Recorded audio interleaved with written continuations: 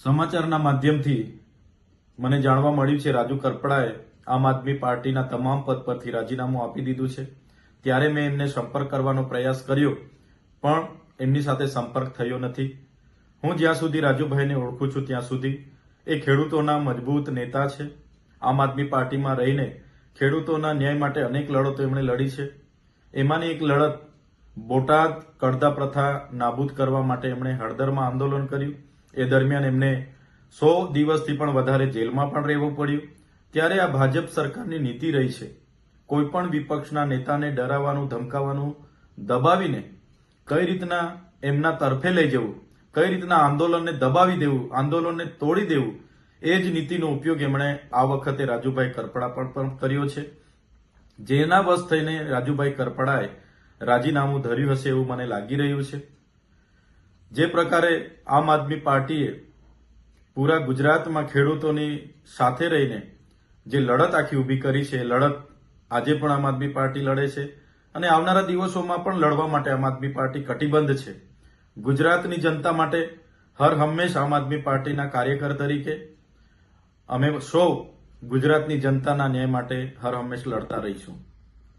નમસ્કાર મિત્રો, જય જવાન જય કિસાન। તાજેતરમાં રાજુભાઈ કરપડાના રાજીનામાના સમાચાર સાંભળીને હું વ્યક્તિગત રીતે ખૂબ દુઃખી છું, કારણ કે હળદર મુકામે મેં અને રાજુભાઈ બંનેએ ગુજરાતના ખેડૂતો માટે એક મજબૂત લડાઈ લડી, ગુજરાતના ખેડૂતો માટે એક મજબૂત અવાજ ઉઠાવવાનો અમે બંનેએ પ્રયત્ન કર્યો અને ત્યારબાદ આ ગુજરાતના ખેડૂતોની લડાઈને તોડી નાખવા માટે, ગુજરાતના ખેડૂતોની આ ક્રાંતિને પૂરી કરી દેવા માટે ગુજરાતની આ ભાજપ સરકારે મને અને રાજુભાઈને અને બીજા અન્ય નિર્દોષ ખેડૂતોને ષડયંત્ર કરી અને 108 દિવસ સુધી અમને જેલમાં ગોંધી રાખ્યા, ખોટી રીતે અમને જેલમાં નાખ્યા।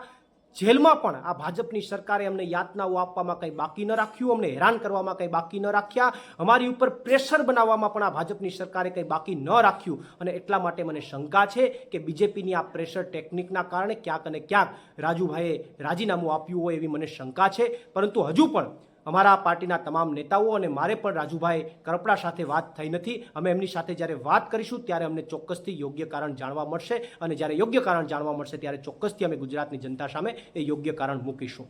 આભાર। પ્રવીણ રામ, પ્રદેશ ફ્રન્ટલ અધ્યક્ષ, આમ આદમી પાર્ટી। આજે ખેડૂત નેતા રાજુભાઈ કરપડાનું મને વોટ્સઅપ પર રાજીનામું મળ્યું છે।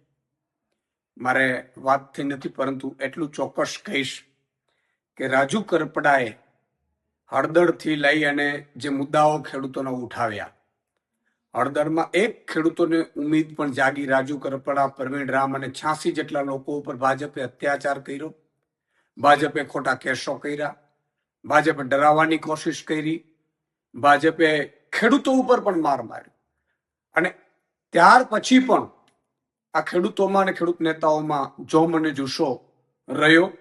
એમણે ખૂબ મહેનત કરી છે ખેડૂતોને લઈને। કઈ મજબૂરી હશે એ હજી મારે જાણી નથી શકાયું, પરંતુ એટલું ચોક્કસ કહીશ કે એમણે ખેડૂતો માટે અને ખેડૂતો માટે વ્યવસ્થિત ભાવ મળે, ભાજપ જે અત્યાચાર કરે છે, ભાજપ જે લૂંટ ચલાવે છે, એપીએમસીમાં લૂંટ ચલાવે છે, એને લઈને એમણે ખૂબ આંદોલનો કર્યા, મહેનત કરી અને એટલે ખેડૂતો અને આમ આદમી પાર્ટી હંમેશા રાજુભાઈને ખૂબ સમર્થન પણ રહ્યું, ખેડૂતોનું પણ સમર્થન રહ્યું અને આમ આદમી પાર્ટીએ પણ તમે જોયું હશે કે હળદર કાંડ પછી ભગવત માનજી અને અરવિંદ કેજરીવાલ સાહેબ સુદામડામાં સભા કરી, ખેડૂતો લગભગ 50,000થી વધુ ખેડૂતો એકઠા થયા। ભાજપ એટલું ડરી ગયું હળદર કાંડ પછી અને સુદામડામાં સભા થઈ એટલે 10,000 કરોડનું પેકેજ આમ આદમી પાર્ટીના લડવૈયા યોદ્ધાઓના કારણે મળ્યું। પ્રવીણ રામ હોય, રમેશ મેરો, તમામ લોકો।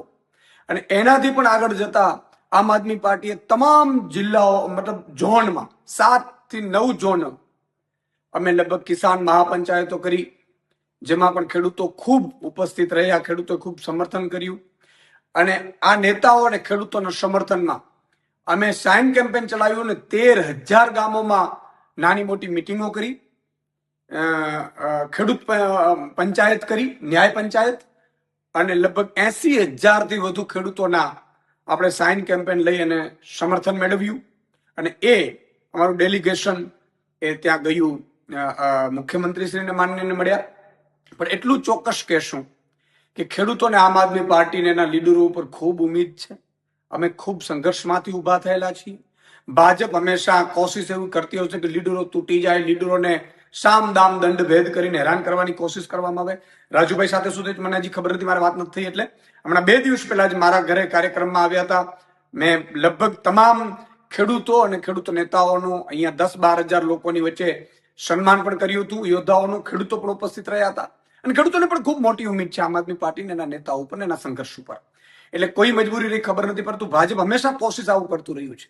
તમે જો આ પહેલા પણ કેટલાય નેતાઓ જોઈન્ટ થયા, પણ ભાજપ કોઈ ના કોઈ રીતે એને તોડવાની કોશિશ કરે, એને ડેમેજ કરવાની કોશિશ કરે, એને હેરાન કરવાની કોશિશ કરે. જેલમાં પણ અત્યાચાર આ ખેડૂત નેતાઓ ઉપર કરવાનું ભાજપ ચૂક્યું નહોતું. મેં જે રીતે જેલમાંથી આવ્યા પછી બધા જે આગેવાનો મળ્યા છે, ખૂબ અત્યાચાર કર્યા છે. યાર, એ લોકોનો વાંક શું હતું?